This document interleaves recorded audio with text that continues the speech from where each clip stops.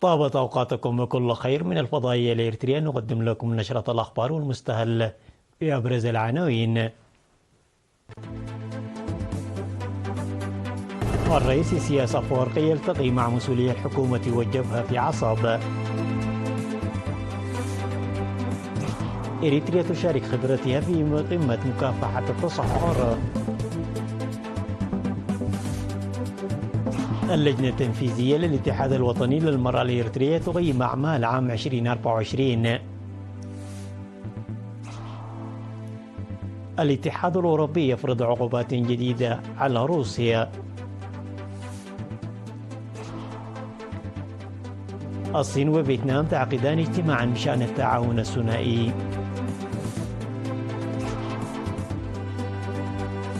وزير الدفاع الأمريكي يؤكد ثقته في تعزيز القدرات العسكرية بين بلاده واليابان. التقى الرئيس السياسي أفورقي مع مسؤولي الحكومة والجبهة في إقليم جنوب البحر الأحمر اليوم 12 من ديسمبر بمدينة عصب، وناقش التقدم المحرز في برامج التنمية الساحلية الجارية وقدم توجيهات عملية. وأكد الرئيس السياسي أفورقي أن المنطقة تمتلك موارد غنية لم يتم استغلالها بعد، مضيفا أنه ينبغي إعطاء الأولوية للموارد البحرية بشكل عام والثروة السمكية بشكل خاص لتلبية الطلب المحلي. وذكر فخامته أنه ونظرا لأن الأسماك والموارد البحرية الأخرى موسمية فيجب وضع خطة واضحة في العام 2025، ويجب على جميع الشركاء العمل معا لتنفيذها. وشدد الرئيس السياسي أفورقي على ضرورة الاهتمام بتعزيز قدرات الصيادين من ذوي القدرات المحدودة إلى أصحاب القدرات العالية، لما لذلك من مساهمتهم في تطوير القطاع وزيادة الإنتاج. واختتم الرئيس السياسي أفورقي توجيهاته بالقول أنه يجب استخدام الموارد الطبيعية في المنطقة بطريقة مستدامة لصالح الأجيال. تشارك إريتريا خبراتها في قمة 16 لمكافحة التصحر التي تعقد في العاصمة السعودية الرياض منذ 2 من ديسمبر، المتمثلة بالوفد التي يترأسه المدير العام لقسم الملحقة الزراعية السيد سمراء أمروسوم، بشرح الأساليب والإجراءات التي تتخذها إريتريا لمكافحة التصحر والجفاف. وأوضح السيد سمراء في الاجتماع الفرعي الذي حضرته القائمة بأعمال السفارة الإريترية في السعودية السيدة ويني غير أن الحكومة والشعب الإريتري يعملان على إعادة تأهيل الأرض نظرا إلى التهديد الدائم الذي يواجه إريتريا نتيجة موقعها الجغرافي وتشكيلها الطبوغرافي. وأضاف أن عملية مكافحة التصحر والجفاف لا تجدي نفعا إلا بالعمل الذي يرتقي بالمستوى الإقليمي والدولي، مؤكدا بدء إريتريا في السعي في هذا الاتجاه بذكر مدى جاهزيتها للمشاركة في أي عمل وتعاون إقليمي في هذا الصدد. وقدم بالتفصيل البرامج العملية التي نجحت إريتريا في تنفيذها بمبادرات فردية منها ضمن إطار جهود الحفاظ على المياه وانجراف التربة والنتائج المستقبلية المرتقبة والبرامج المخططة للمواشي مع النمو المرجو. وأوضح الخطة الاستراتيجية التي تنفذ من العام 2024 وحتى 2028 لضمان موارد الغذاء تحت شعار غذاء متكامل للكل وفي كل مكان، الذي يركز على المشاركة الواسعة للمجتمع ورفع الإنتاجية الزراعية وضمان استمرار الموارد ورفع الجودة وتوسيع مدى الاستفادة منها بصحة وأمان. وناقش المشاركون المشاهد التي تشير إلى المجاعة وجفاف الأراضي والآلية التي تضمن مشاركة الشباب في التنمية الوطنية والإقليمية بعد متابعة خبرة إريتريا التي قدمت بالصور وتسجيلات الفيديو. وتفيد الأنباء الواردة من مكتب الإعلام لوزارة الزراعة أن الوفد يشارك في الاجتماعات المنظمة والفرعية في القمة 16 لمكافحة التصحر والجفاف.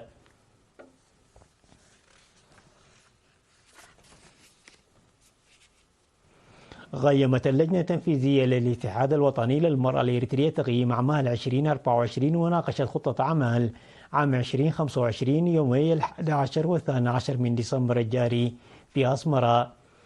قدم في الاجتماعات التي شارك فيها مسؤولات أقسام وفروع الاتحاد بالمهجر في فروع المملكة العربية السعودية وأوروبا والولايات المتحدة الأمريكية وكندا تقارير مفصلة عن أنشطة الاتحاد في جميع الفروع المتواجدة داخل البلاد والخارج للعام 2024. وقد تم تقييم النتائج والتحديات التي واجهت العمل التنظيمي ورفع الوعي الاجتماعي وأعمال رفع القدرات والدعم الاقتصادي الذي قدم للمرأة ومشاركة النساء في البرامج التنموية الوطنية ودور المرأة في الوسائل الإعلامية والاجتماعية، بالإضافة إلى مشاركتهم في السلطة والنشاط السياسي والمشاركة في التعليم والتقدم العلمي.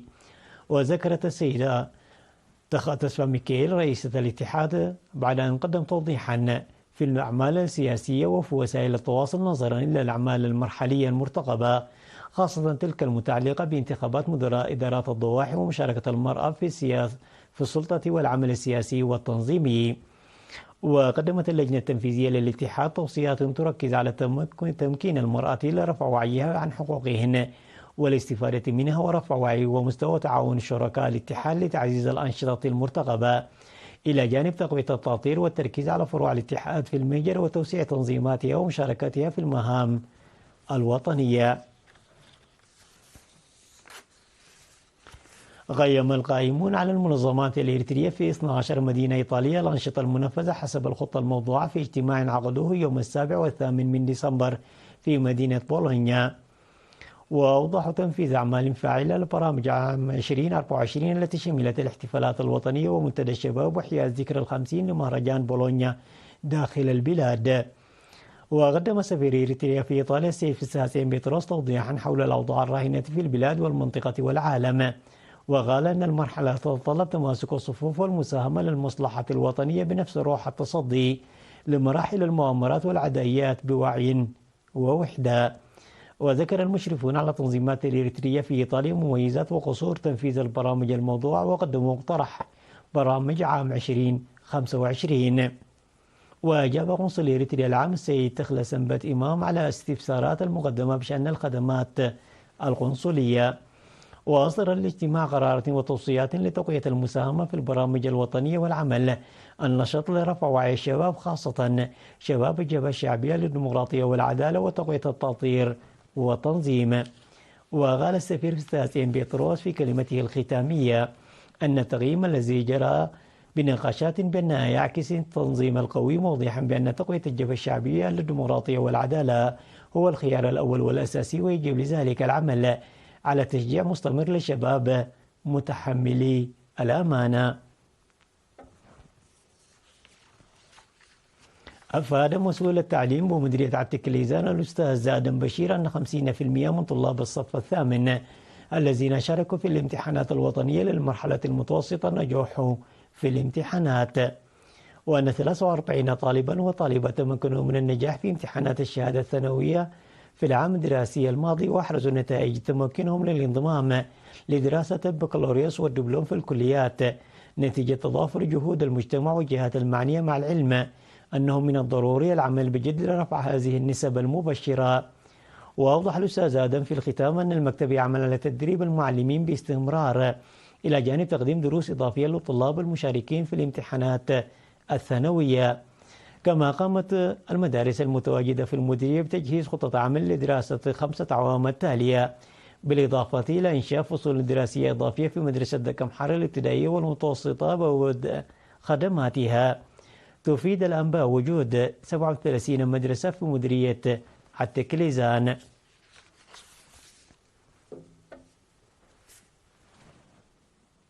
نظمت حملات تعبئة عن انتخابات مدراء إدارات الضواحي ولجان القرى في 17 إدارة ضاحية تابعة لمديرية ميمنة، وفي 22 إدارة ضاحية تابعة لمديرية الدخالة. وتهدف الانتخابات استبدال المدراء المنتخبون مسبقا المنتهية فترة خدمتهم بآخرين جدد.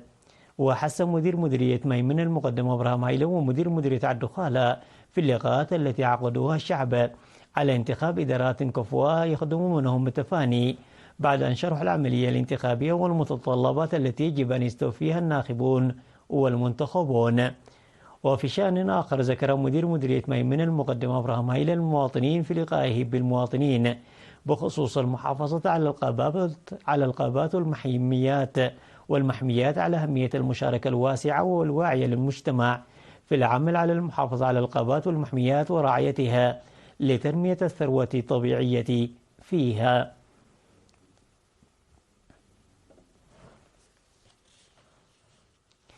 الأخبار العالمية بعد فاصل قصير، تفضلوا بالبقاء معنا.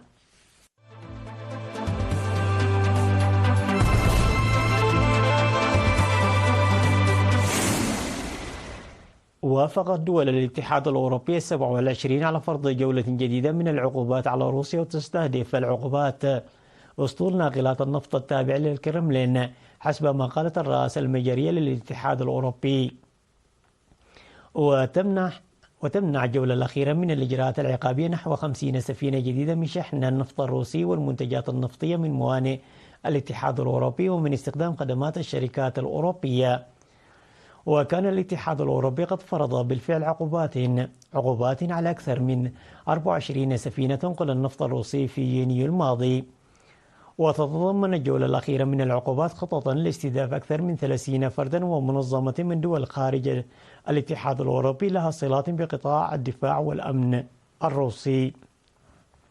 ووفقا للعقوبات الأخيرة، تشمل العقوبات شركات يقع مقرها في الصين وتشارك في إنتاج الطائرات المسيرة.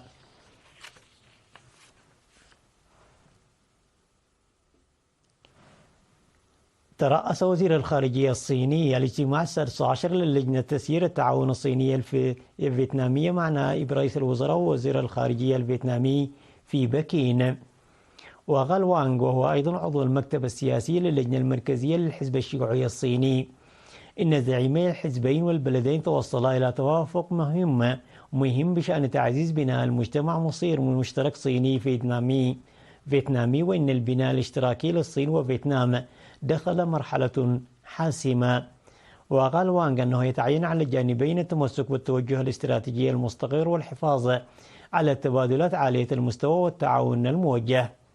ودعا البلدين إلى تعزيز أساس الأمن والاستفادة الجيدة من الحوار الاستراتيجي 3+3 بشأن الدبلوماسية والدفاع والأمن العام.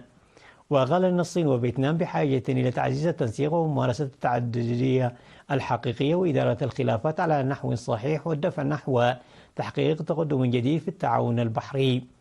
وأعرب بوان سوان عن استعداد فيتنام لتنفيذ التوافق المهم الذي توصل إليه زعيمي الحزبين والبلدين.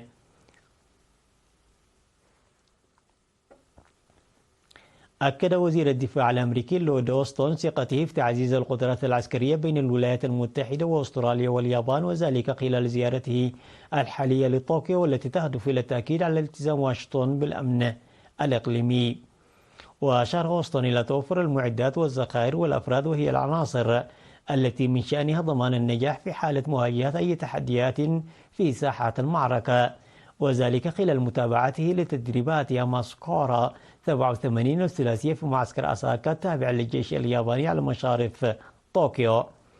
وكان أوستن قد أشاد في وقت سابق بقوة التحالف الياباني الأمريكي في وقت يشهد تغييرا سياسيا عالميا سريعا، بما في ذلك الاضطرابات في كوريا الجنوبية وسوريا، وذلك خلال لقائه مع عدد من المسؤولين البارزين في اليابان، حيث شدد على أن التعاون الأمريكي مع طوكيو وسول هو أمر بالغ الأهمية للاستقرار الإقليمي.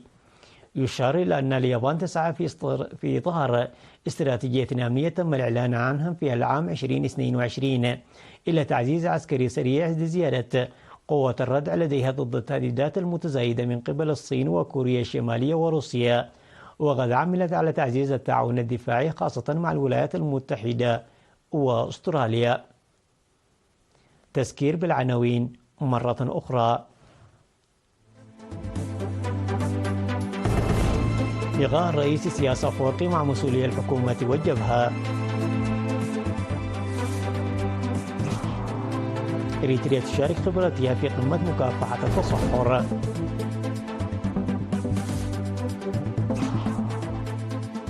اللجنة التنفيذية للاتحاد الوطني للمرأة تقيم أعمال 2024. الاتحاد الأوروبي يفرض عقوبات جديدة على روسيا.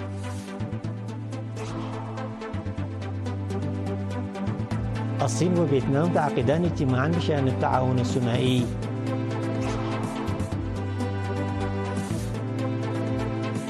وزير الدفاع الأمريكي يؤكد ثقته في تعزيز القدرات العسكرية بين بلاده واليابان.